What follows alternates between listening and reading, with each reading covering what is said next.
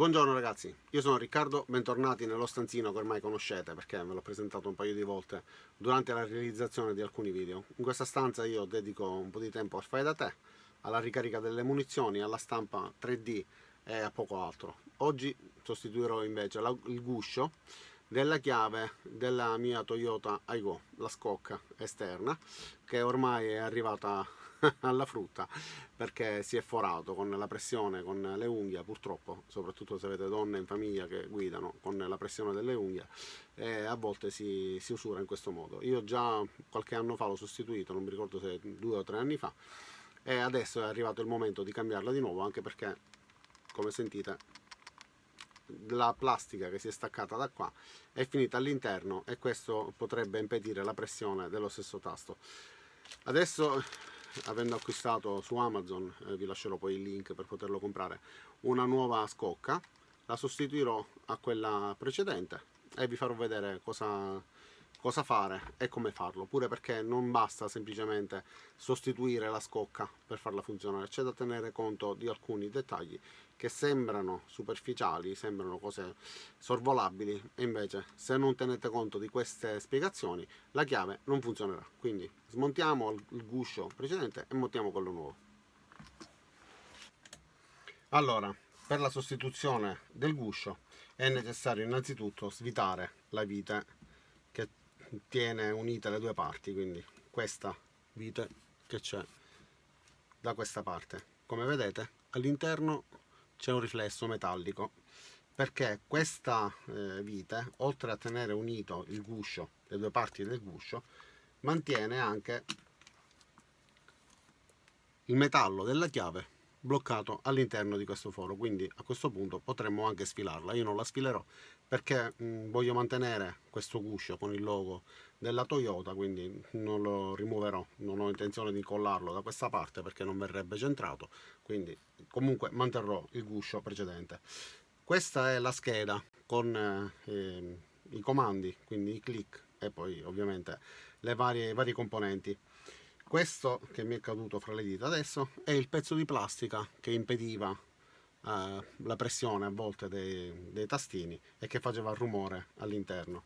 Allora, dobbiamo aprire il guscio nuovo. Una volta aperto e disposto sul nostro piano di lavoro, su questo la vite si è incastrata nel forellino per collegarla poi al portachiavi. Per poter fare funzionare il guscio, se avete intenzione di sostituire sia la scocca anteriore che quella posteriore, dovete tenere conto della presenza del microchip posizionato da questa parte. Quindi dovrete rimuoverlo con delicatezza, altrimenti la chiave non funziona. Una volta sollevato, vi consiglio di mettere il dito davanti, fare forza verso l'alto, altrimenti se non mettiamo il dito davanti potrebbe schizzar via e potremmo perderlo. Questo è il microchip della chiave, che è ovviamente codificata, quindi permette poi l'utilizzo con la nostra vettura. Dovremmo inserirlo qua premendolo e poi anche questo guscio, questa scocca potrebbe funzionare. Io però lo rimuovo perché ho intenzione di utilizzare, come dicevo poco fa, il guscio o la scocca originale per via del logo. Quindi inserisco il microchip di nuovo al suo posto, reinserisco la scheda rispettando il verso con i tasti disposti.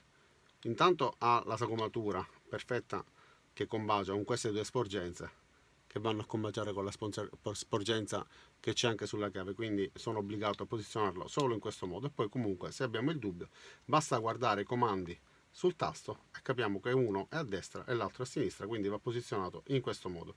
Dopodiché basterà semplicemente richiudere con il guscio nuovo in questo modo,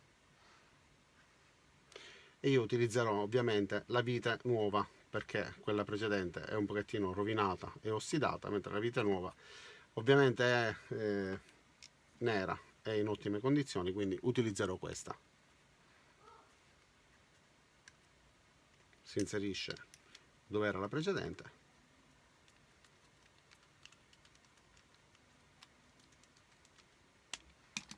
e la chiave così è perfettamente funzionante. Bene ragazzi, come avete visto la sostituzione è stata semplicissima, la chiave adesso è tornata nuova sulla parte frontale, la parte posteriore purtroppo è usurata, è ossidata, però mi piace così con il logo. Quella vecchia andrà ovviamente cestinata perché ormai non andava più bene, era forata. Speriamo che questa duri qualche anno in più. Vi lascerò, vi ricordo il link in descrizione per poter comprare questo guscio o gusci simili, comunque su Amazon li trovate tranquillamente, e sostituire con il fai da te in casa. È una cosa semplicissima, però ricordatevi il microchip, ricordatevi di non forzarlo, quindi utilizzate o uno stuzzicadenti o qualcosa in plastica o comunque materiali appunto come il legno, la plastica, che non vadano a rovinare il microchip. Io ho utilizzato il cacciavite perché già lo avevo rimosso tempo fa e ho visto che la sede mi permetteva di farlo scorrere senza imprimere troppa forza, quindi ero sicuro che non lo avrei rovinato. Però voi, se fate questa prova, utilizzate un materiale che sia idoneo, qualcosa che comunque non danneggi il microchip, altrimenti la chiave non funzionerà, non avvierà il motore, aprirà comunque le portiere, però non sarà in grado di avviare il motore perché la chiave è codificata in modo da non poter essere duplicata e non funzionerà se il microchip sarà appunto danneggiato. Va bene, detto questo spero di avervi aiutato in questo semplicissimo video sulla sostituzione di una scocca, che però a volte senza conoscere questi dettagli si hanno difficoltà. Vi do appuntamento ai prossimi video e alle prossime recensioni, vi invito ad iscrivervi al mio canale, mettere mi piace a questo video se vi è piaciuto, se vi è stato utile, e ci vediamo ai prossimi video. Ciao da Riccardo.